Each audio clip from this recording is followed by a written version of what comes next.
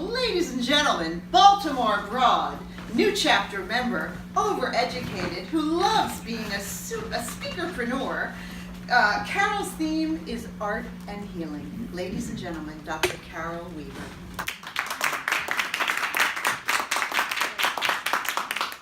I'm so glad to be here.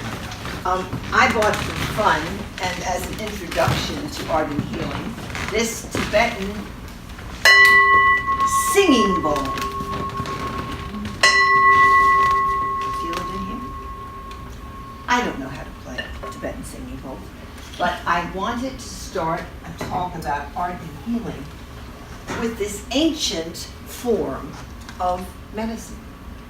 This actually was a healing instrument, changing the vibration of disharmony in your body and mind and soul so that you could relax, you could get rid of depression, and you could literally boost your immune system so you could heal. Now that's 560 BC. So when you hear sound and healing, woo woo, today they are healing, Dr. Mitchell Gaynor and his colleagues, pancreatic cancer, metastatic cancer, with somatic ultrasound methods. Isn't that amazing? So sound has scientifically been proven to heal. The great master, though, is Oliver Sacks, who, a neurologist who just passed away, who did so much with music and therapy that there is a music therapy institute now in the city. Sacks would, for example, take Alzheimer patients, and a young or an older Alzheimer patient would not recognize her son's face, but she knew all the lyrics to My Way. Why is that? Because Frank Sinatra's music embedded itself in her brainwaves when she was young. And the music brought back some of her personality for those few minutes. My favorite story about sound is the story of conductors of orchestras. For years, people have said, oh, they live into their 90s because they're doing this all the time, and it's cardiovascular. You know what I say? Maybe. Because what's really happening when 50 brilliant musicians are pouring out their hearts of Mahler and Beethoven is that that's falling over them like a waterfall for years. And that makes them live longer. So science has proven, maybe not my thesis, that it has a tremendous impact, music does on us. But what about visions of beauty? The University of California, Berkeley, did a study of seniors who were put in front of the Grand Canyon for a few hours.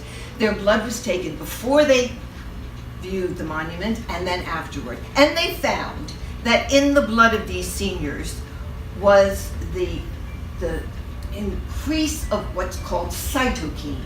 Cytokines are the soldiers of the immune system. What was the resolution of the study?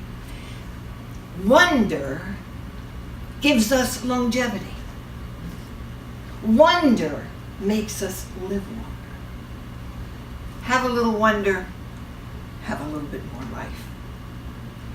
So visions of beauty, my experience was with art objects, mostly through the visual, but one area. When I had a very serious disease some years ago, I had breast cancer and I was going through traditional therapy. What I read pulled me through. Louise Bourgeois is a sculptor, and she said there are only two purposes of art.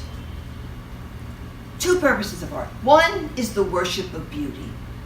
The other is the relief of pain. Now she's talking about the artist, of course, and the physician or the healer. But for me, it meant the worship of beauty is the relief of pain. Because what happened to me when many of my resources were exhausted in taking me through this is I turned to about a dozen art objects in my lover's home. And they were chosen, not because I'm an art expert, but because I was drawn to them. One of them is here. This is a guanyin. Does anybody know what a guanyin is? Oh, good. This is the god of compassion. Now, I thought it was a woman. Doesn't it look like a woman? And I said, oh, isn't that a beautiful statue? So, this guanyin is a man. God of compassion gave me solace as I went through a mastectomy. She doesn't have any breasts either. So many of these objects gave me solace, gave me perspective, gave me distraction, and eventually the itch to create my own work of art. My book on the event called Side Effects. So, to conclude, neurophysiologists say that art and prayer and healing all come from the same place. I don't know whether that's here or here or here. The same place.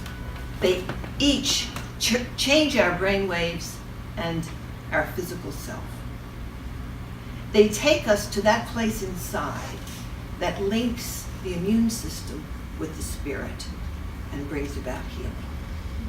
So find the beautiful things in your life. Savor them, study them. You will find this to be a tool of vitality and long life.